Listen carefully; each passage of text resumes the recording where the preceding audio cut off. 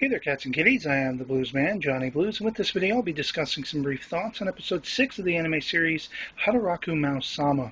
This is definitely an interesting episode because we have a new character debuted by the end of it, and we see hints of this character, I believe, that could be very foreboding and very ominous with, basically going after Hero Amelia and the Devil King Sadao.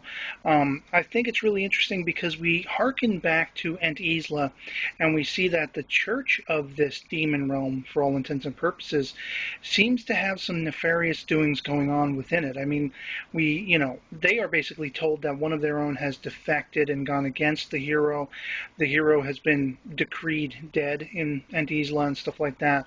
And that's very interesting because this new character broaches to them, what is the recourse? What happens next as a result of this? Do we actually admit to the fact that one of ours was wrong, one of the church, one of the do-gooders was wrong, and that both the hero and the Devil King is out there somewhere and could return at any time and all this?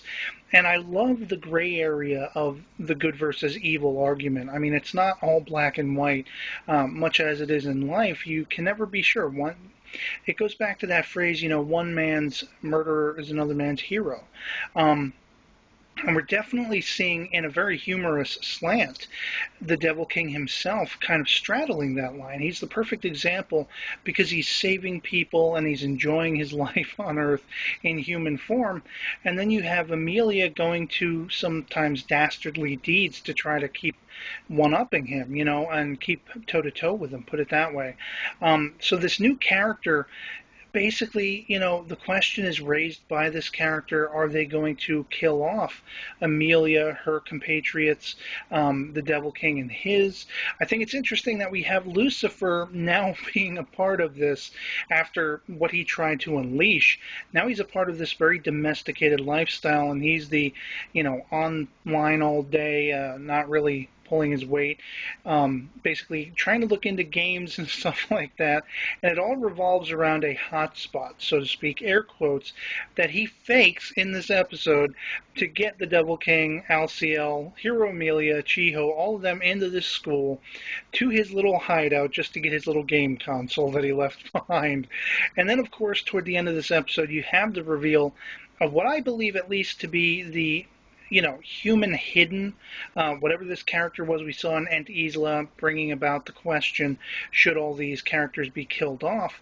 I think this person is situating themselves, biding their time, very closely knit to our heroes and villains and whatever you want to call the main characters of the series.